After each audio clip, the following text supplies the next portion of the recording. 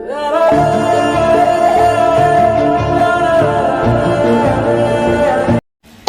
Jungkook গাড়ি নিয়ে বের হয়ে যায়। যেখানে যেখানে খোঁজা সম্ভব সব জায়গায় খোঁজা শেষ অলরেডি।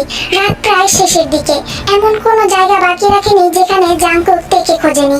এই আশেপাশের সবগুলো জায়গা খুঁজে বেরিয়েছে পাগলের মতো ছন্নছাড়া হয়ে, কিন্তু লাভ হলো না।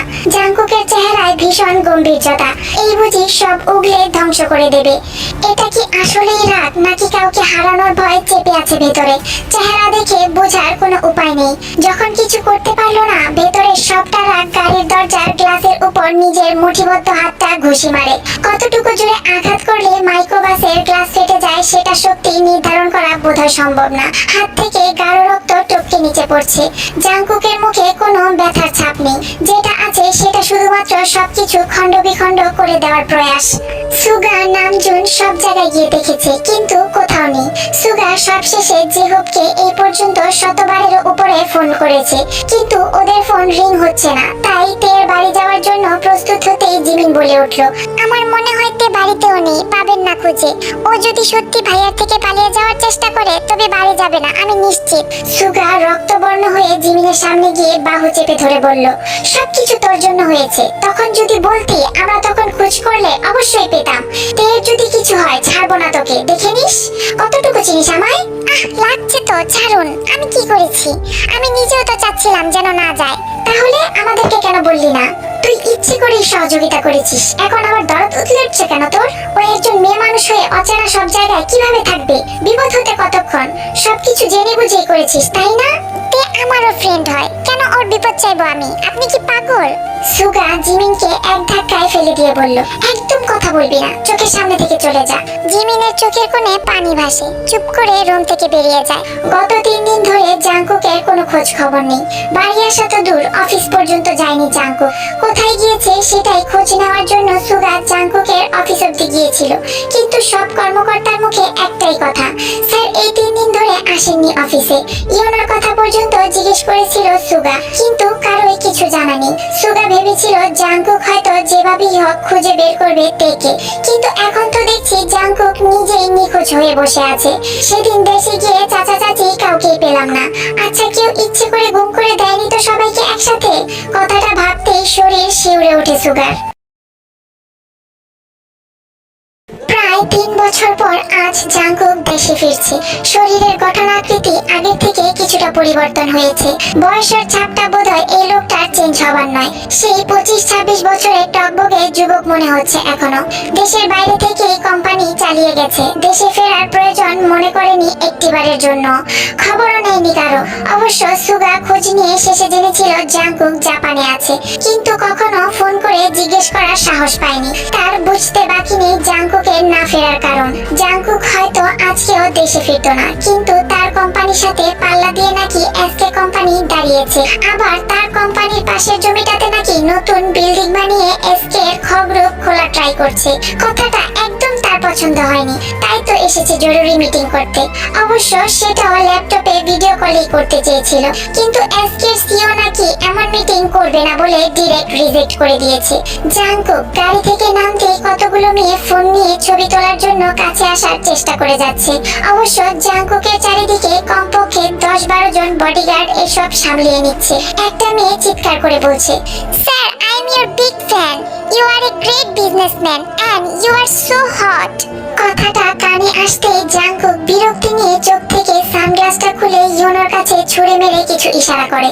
ইউনো বাকি বডিগার্ডদেরকে ইশারা করে দেয়। সাথে সাথে বডিগার্ডগুলো আরো সচেতনভাবে সকল ফ্যানদেরকে সামনে যেতে সাইড করে দেয়। জাংকুকের জন্য শর্ট রাস্তা বানিয়ে দেয়। জাংকুক সোজা হেঁটে প্রথমে হলরুমে যেতেই সবাই দাঁড়িয়ে জাংকুককে যে যার জায়গা থেকে মাথা নুয়ে ওয়েলকাম জানায়। জাংকুক কারো দিকে না তাকিয়ে সোজা নিজের রুমে গিয়ে প্রথমেই উপরের ফাইলটা হাতে নেয়। তারপর পেপারগুলো একটু উল্টে দেখে নেয়। হাতের ঘড়ির দিকে তাকিয়ে সময়টা পরখ করে নেয়। এখনো সকাল 10টা বাজে। ঠিক বিকেল 3টায় মিটিং বসবে। ফাইলটা হাত থেকে রাখতেই ইউনো এসে বলে, সরি স্যার একটু লেট হলো। I want all the information about this SK group. Sir, আসলে আপনি হয়তো ভুলে গিয়েছেন, এতগুলো বছরে সেদিন আপনি চলে যাওয়ার পর আগের সবগুলো শত্রুর কিছুই করেননি। এটা সেই হানসুহি যার ভাইদের আপনি মেরেছিলেন ভাবির জন্য। কথাটা মুখেই রয়ে গেল। জাংকুক হাতের কাছের কলমটা নিয়ে ক্যাপটা খুলে ইয়োনোর কাঁধে বসিয়ে দিয়ে বলল, কেমন লাগছে? ইয়োনো মুখের উপর হাত দিয়ে চেপে ধরে চোখ বন্ধ করে নেয়।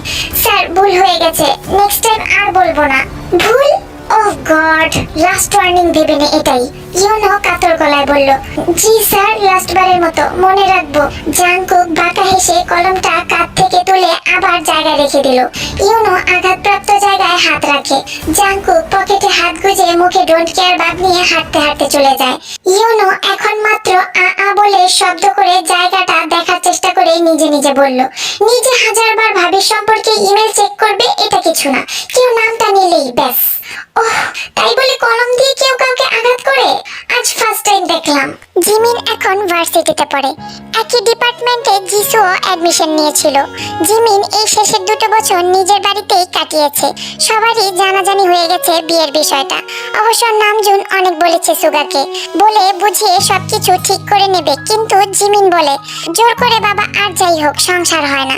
ডিভোর্স পেপার রেডি করেছে, কিন্তু জিমিনের বাবা আর নামজুন বুঝিয়ে বলেছে, দেখো মা, পড়াটা শেষ করো, তারপর এসব নিয়ে ভেবো, এখন ঝামেলায় জড়ানোর দরকার নেই। কথাগুলো যে সুগার অজানা ঠিক এমন নয়, সবকিছুই সুগারও জানা আছে। কিন্তু কথা হলো জিসুকে নিয়ে। জংসুক বিয়ের প্রতিশ্রুতি দিয়েও কলেজ শেষে বিয়ের দিন সে আসেনি। অনেক হাজারবার কল করেছিল জিসু, কিন্তু সেই নাম্বার সুইচ অফ ছিল। তবে কেন সে তার ফ্যামিলি নিয়ে এসে বিয়ের ডেট ফিক্সড করেছিল? মান সম্মানের দোটানায় পড়ে সেই রাতেই জিমিন মিঙ্গুর কাছে বিনিময় করে হাত জোর করে বলেছিল বিয়েটা করে নিতে। বারবার রিকোয়েস্টে মিঙ্গুও ফেলতে পারেনি। তাছাড়া সেও পরিস্থিতি বুঝেছিল, একটা মেয়ের বিয়ের দিন বর্ণা আসার কলঙ্কটা যে মেয়েটার জীবনটাকে নরক বানিয়ে দিবে, সেটা ভেবেই বাধ্য হয়ে জিসুকে বিয়েটা করেছিল। অবশ্য এই বিয়েতে না আসাটাই মনে হয় তার উচিত ছিল, কিন্তু জিসু ভাই হিসেবে অনেকবার রিকোয়েস্ট করেছিল জিমিনের সাথে আসতে, তাই তো এসেছিল। বিয়ের পর বাড়িতে গেলে অবশ্য জিসুকে দেখে প্রথমে মিঙ্গুর মা অবাক হয়, কিন্তু যখন সবটা জানে তখন তিনি জিসুকে মেয়ের মতোই গ্রহণ করে নেয়। দেখতে তো আর খারাপ নয়, মিষ্টি একটা চঞ্চল মেয়ে, হাতে হাতে সাহায্য করতে ভোর সকালে উঠে পড়ে, কিন্তু এখনো মিঙ্গুর সাথে চোখ তুলে একটাও কথা বলেনি। একসাথে শোয়া তো দূরের কথা, এক রুমে অবধি যায়নি। ব্যাপারগুলো মিঙ্গুর মা দেখলেও কিছু বলেন না, কারণ হঠাৎ পরিস্থিতিতে কেউ মানিয়ে নিতে পারবে না, এটাই স্বাভাবিক। কিন্তু বিয়ের প্রায় কিছুদিন গত হওয়ার পর জিসু একটু আশঙ্কা নিয়ে প্রায় মিঙ্গুর কাছে ভীত হয়ে গিয়ে জানায় সে পড়াশোনা শেষ করতে চায়, কিন্তু অনুমতি না দিলেও সমস্যা নেই, পড়বে না। মিঙ্গু জিসুর দিকে না তাকিয়ে উত্তর দেয়, ঠিক আছে, আগামী মাস থেকে আগের মতো পড়াটা চালিও, কিন্তু আমি শহরে থাকবো না, আমার দেশে কাজ আছে। যদি চাও তাহলে নিজের বাড়িতে থাকতে পারো, নয়তো হোস্টেলে। জিসু ভাবতেও পারেনি সেদিন মিঙ্গু এতটা স্বাভাবিক ব্যবহার করবে। জিসু জানায় হোস্টেলেই থাকবে, বাড়িতে থাকার মুখটুকুও রাখেনি। একটু বেশি বুঝো তুমি। জিসু কোনো উত্তর করেনি সেদিন, কিন্তু এখন সে হোস্টেলেই থাকে। প্রয়োজন মোতাবেক মিঙ্গু প্রতি মাসে এসেই সবকিছু দিয়ে যায়, আর দরকার পড়লে জিসু মাঝে মাঝে বাড়িতেও যায়। এই মুহূর্তে জিমিন আর জিসু ক্যাম্পাসে বসে আড্ডা দিচ্ছে। তাদের মাঝে প্রায় সময়ই তেকে নিয়ে আলোচনা হয়, কিন্তু যাকে হারিয়েছে সে কি ফিরবে? আদৌ বেঁচে আছে তো তে? কারো জানা নেই। তারা ধরেই নিয়েছে 3 বান্ধবীর এক বান্ধবীরও কপাল ভালো না, নয়তো কালো ছায়ার আবাস হতো না, এমন মরুময় জীবন কাটাতে হতো না। একে অপরের জীবনের সঙ্গে ঘটে যাওয়া প্রতিটা মুহূর্ত আবেগপ্রবণ হয়ে প্রকাশ করে। তে যদি থাকতো হয়তো মুহূর্তগুলো আনন্দময় হতো, তাই না জিসু? ঠিক বলেছিস। আচ্ছা, তের মা বাবা এখনো এখানে আছে? আসে খোঁজ নিতে, পুলিশরা তো জানিয়ে দিয়েছে এই কেস ডিসমিস করতে, কিন্তু তের মা বাবা তো আমার মা বাবা আর ওনার বাবার সাহায্যে কেসটাকে দাঁড় করিয়ে রেখেছেন। উপর থেকে এখনো কেসটা চলমান রাখার ডিসিশন জানিয়েছে। তের এখনো খোঁজ মেলেনি। আচ্ছা, তে আবার নিজেকে এইটুকু বলতে ক্যাম্পাসের মাঝে বড় বড় 3টি ব্র্যান্ডের গাড়ি এসে থামে। গাড়ির শব্দ শুনে জিমিন জিসু পেছন ফিরে তাকায়। পেছনের 2টো গাড়ি থেকে মোটাসোটা কজন লোক নেমে সামনের গাড়িটার কাছে এসে দরজা খুলে দিয়ে আবার পাশে দাঁড়ায় স্ট্রং হয়ে। জিমিন জিসু গোল গোল চোখে তাকিয়ে আছে। আচ্ছা, কোনো সেলিব্রিটি এসেছে নাকি? কোনো রাষ্ট্রীয় কোনো লোক এসেছে? আগেও এমন এসেছে স্যারদের বাস দিতে, কিন্তু এমন ব্র্যান্ডের গাড়ি নয়, নর্মাল কয়েকটা মাইক্রোবাস শুধু। আচ্ছা, এই সামনের গাড়িটার নাম কি রে? আমিও তো জানি না কে এসেছে হঠাৎ আবার। পড়ালেখা নিয়ে মনে হয় এদের ঘাটাঘাটি না করলে হয় না, যত সব। গাড়ি থেকে নেমে আসে একটা মেয়ে, গায়ে সাদা রঙের কোট পরা, মুখে মাস্ক পরা, চোখে চশমাটা মনে হয় পাওয়ারি চশমা হবে, দেখেই বোঝা যাচ্ছে। চুলগুলো এতটাও বড় নয়, কোমর থেকে একটু উপরে ছেড়ে দেওয়া। জিমিন জিসু এক দফা ক্রাশ খায়, নিচ থেকে মাথা অবধি দেখে হা হয়ে তাকিয়ে আছে।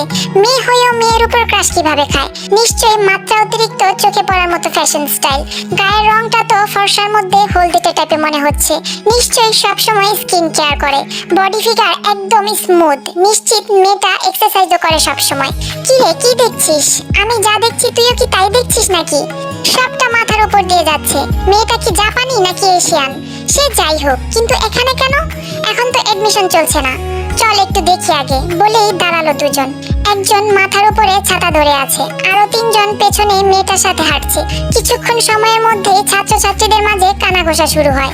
কিছু ছেলে তো দৌড়ে এসে ছবি তোলা শুরু করে দিয়েছে, বারবার জিজ্ঞেস করে যাচ্ছে, are you new student in our varsity? দুটো গার্ড সামনে এসে ছেলেদের সরিয়ে দিতে লাগলো, আর মাঝেই ভার্সিটির দায়িত্বশীল স্যার এসে ছাত্রদেরকে বলল, প্রেস্টিজ নষ্ট করতে না চাইলে এখান থেকে চলে যাও। স্যারের ধমকে সবাই সাইড হয়ে চুপ করে দাঁড়িয়ে রইল, কিন্তু ছবি তোলা যেন শেষই হচ্ছে না এদের। Come on ma'am. একজন গার্ড বলল, ম্যাম বলে দিয়েছে যেন ভার্সিটির স্যার অ্যান্ড ম্যামরা তার নাম ধরেই ডাকে। স্যার মুখে হাসি রেখে বলল, আসো ভেতরে, তোমার জন্যই অপেক্ষায় ছিলাম তেয়াং। আগে থেকে কল দিয়ে বললেই তো সবকিছু আয়োজন করতে পারতাম, হঠাৎ করেই বললে আসতেছো। তিয়াং ডান হাতটা পাশের বডিগার্ডের দিকে বাড়িয়ে দিয়ে কিছু কাগজপত্র তুলে দেয়। তিয়াং এবার পেপারগুলো দেখে নিয়ে স্যারের হাতে তুলে দেয়। ভেতরে এসো না, কখন থেকে এখানেই দাঁড়িয়ে আছো? তিয়াং চুপ করে দাঁড়িয়ে থাকে। একজন গার্ড বলল, ম্যাম ভেতরে যাবে না, এগুলো একবার দেখে নিন, লেট হচ্ছে। স্যার দ্রুততা নিয়ে পেপারগুলোতে চোখ রেখে বলল, সত্যি তুমি এবার ফাইনাল এক্সামে অ্যাটেন্ড করবে? তিয়াং এখানে এসে প্রথম মুখ খুলল। ইয়েস বলে হাত ঘড়িটার দিকে তাকালো। স্যার কিছু বলতে যাবে তার আগে একজন গার্ড বলল, ম্যামের সময় হয়ে গিয়েছে, যেতে হবে। তিয়াংও চুপ করে স্যারকে পেছনে ফেলে গাড়ির দিকে যাওয়া ধরলো, কিন্তু চোখ আটকায় একটু দূরে সবার পেছনে দাঁড়িয়ে থাকা জিমিন আর জিসুর দিকে। সেকেন্ড কয়েক এভাবেই তাকিয়ে থেকে পর মুহূর্তে চশমাটা খুলে হাতে নিয়ে আরেক মুহূর্ত তাকিয়ে দেখে নেয় জিমিন আর জিসুর চোখও সেই দিকেই আছে। চোখাচোখি হচ্ছে চোখ জোড়া, কোনো প্রতিক্রিয়া নেই কারো। তিয়াং হঠাৎ করেই আবার মাস্কের উপরে চশমাটা পরে নিয়ে গাড়িতে পা বাড়ায়। গাড়ি স্টার্ট দিতেই তিয়াং গ্লাসটা খুলে দিয়ে আবারও চোখ রাখে সেই দিকে। কত কথা লুকিয়ে আছে এই দৃষ্টিতে, অজানা কত অতীত রয়ে গেছে 3 বছরের ব্যবধানে। কখনো কি আবার আগের মতো দিনগুলো ফিরে আসবে? হয়তো আসবে না। অতীত ভুলতে গিয়েই তো নিজেকে এতটা পরিবর্তন করতে হলো। একটু ভুলের জন্য আবারও সে ফিরে যেতে চায় না আগের জায়গাতে, যেখানে নিজের ভালোবাসার মানুষটির হাতেও রেপ হতে হয়েছে। কালো রাতটার কথা কি আদৌ ভোলা যায়? মা বাবা সবকিছু উৎসর্গ করে দিয়েছে কি আবারও আগের অবস্থায় যাওয়ার জন্য? সেটা আবারও দ্বিতীয়বার কখনো হবার নয়। হাতের পেপারগুলো দেখেই মাথাটা যেন উগলে উঠেছে।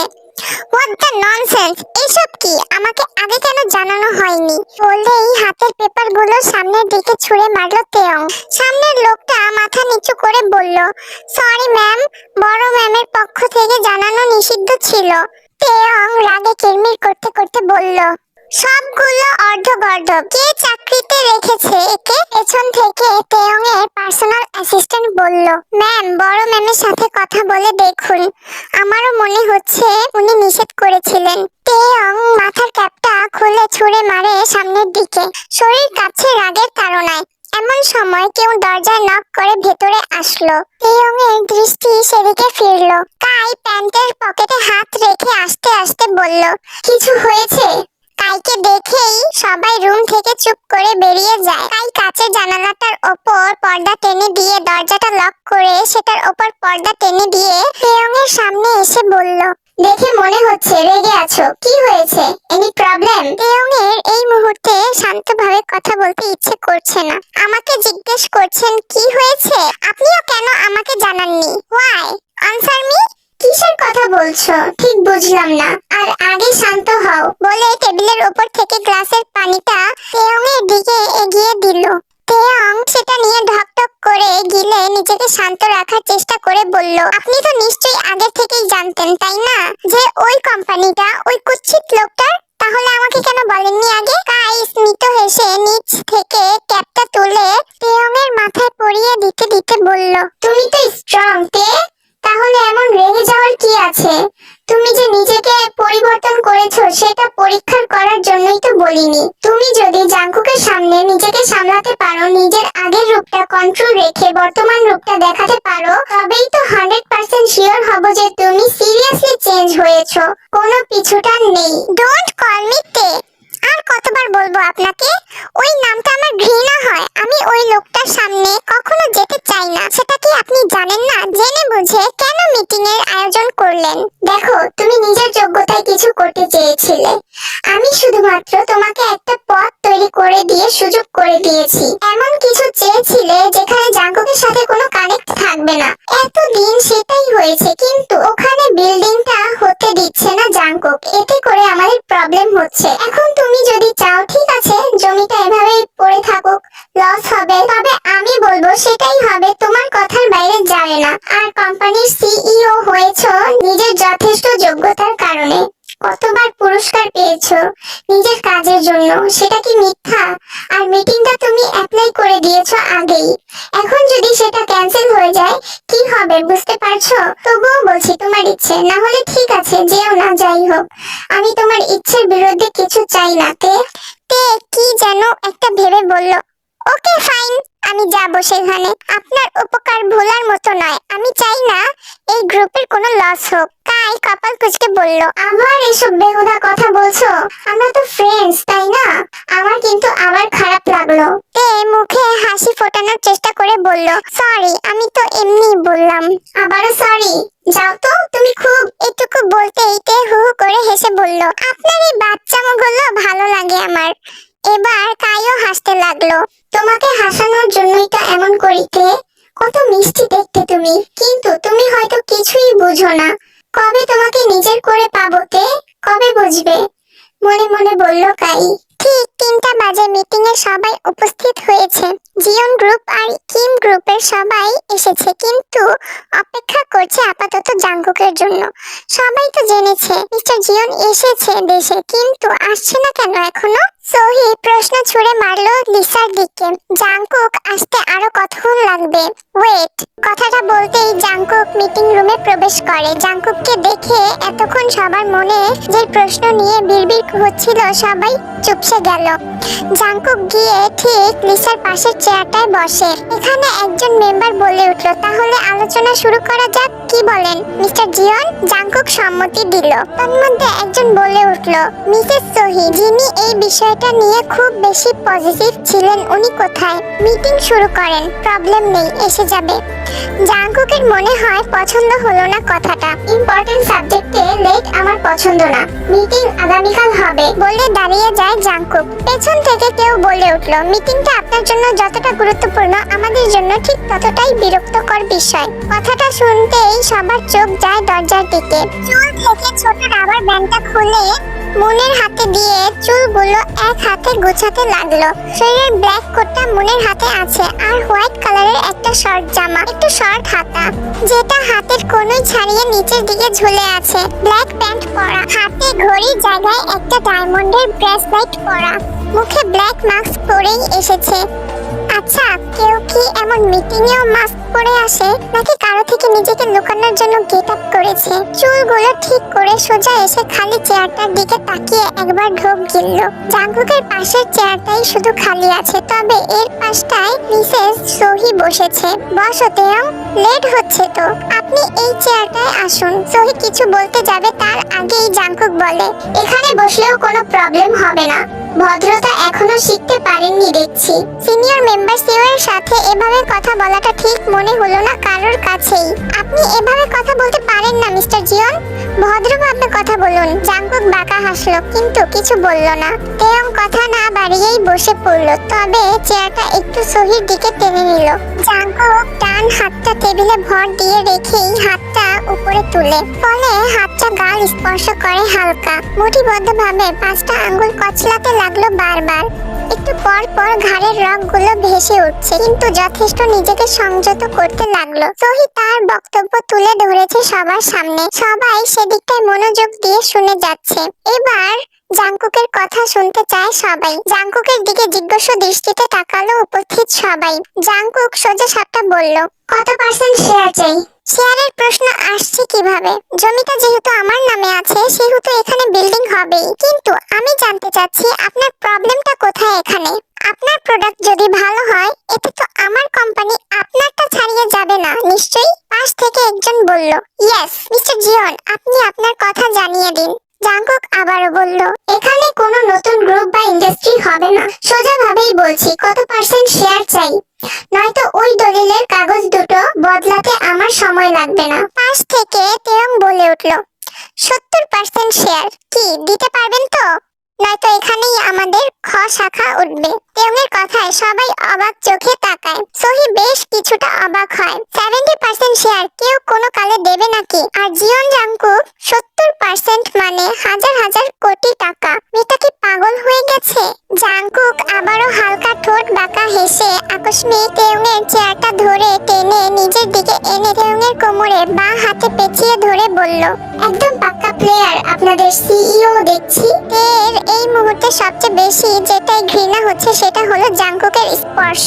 যদিও টেবিলটা একটু নিচে হওয়ায় কারোর চোখেই পড়েনি এখনো যে জাংকুক এভাবে ধরেছে তাকে। শুধু দেখেছে চেয়ারটা টেনে নিয়েছে কাছাকাছি।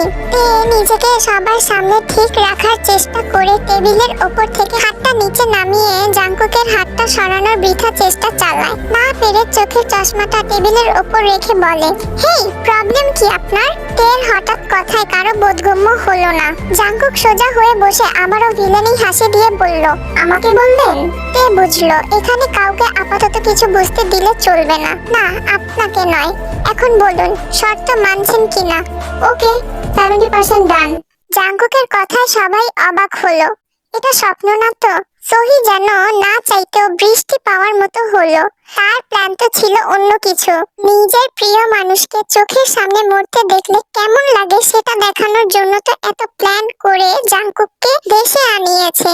তেকে নিজের কোম্পানির সব দায়িত্ব দিয়েছে। কিন্তু হঠাৎ এই 70% কথা শুনে তো সব ইচ্ছে মরে গেছে এসবের। দিন যদি জিওন গ্রুপ থেকে 70% শেয়ার পায় তবে তো কথাটা ভাবলেই তো নিজেকে মহারানীর জায়গায় বসাতে ইচ্ছে হয়। আপনি কি সিরিয়াস নাকি মজা করছেন? আমাকে কি জোকার মনে হয়? তেও বেশ অবাক হয়। এত সহজে মেনে নিবে সেটা তো জানতো না। সে তো ভেবেছিল নিশ্চয়ই এটা মানবে না, দ্বিতীয়টাই মানবে। কিন্তু অবাক করে দিল কেন? তেকে এখনো জাংকুক এভাবেই ধরে আছে। আপাতত তে নড়ছে না। এটা একটা মিটিং রুম, প্রেস্টিজ আছে সবকিছুতে। কিন্তু কথা হচ্ছে জিওন জাংকুক এত নিচু মনের আজকে এখানে না আসলে জানতেই পারতো না। নিশ্চয়ই সব সময় এ ধরনের কাজ সব সময় করে থাকে মেয়ে মানুষ পাশে বসলে। আচ্ছা, উনি কি আমাকে চিনে ফেলেছে? কথাটা ভাবতেই ধুপ করে উঠলো কলিজাটা। না, তা কি করে হয়? চিল্লাটা এতক্ষণে নিশ্চয়ই মেরে দিত, হাজারটা চর গালে পড়তো। সবাই কংগ্রেস জানিয়ে হাত মিলায় সোহির সাথে। তেও মিলাতে যায় কিন্তু জাংকুক বলে ওঠে, ওহ ম্যাম, আপনার আঙুলে ওটা কিসের দাগ? নিশ্চয়ই ব্যথা পেয়েছেন। হ্যান্ডশেক করতে পারবেন না তো? জাংকুকের এই সাধারণ কথাটা তের কাছে কেমন যেন থ্রেট মনে হলো। কি হচ্ছে এসব? নাকি ভয় পেয়ে আছি বলে সব কিছু গুলিয়ে ফেলেছি? সোহি জাংকুকের সাথে হাত মিলাতে চাইলে জাংকুক ধন্যবাদ জানিয়ে বলল, আপনারা এখন আসতে পারেন। মিটিং শেষে সবাই উঠে দাঁড়ানোর আগেই জাংকুক তের কোমর ছেড়ে দেয়। দ্রুত পায়ে তেও দাঁড়িয়ে যায় চেয়ার থেকে।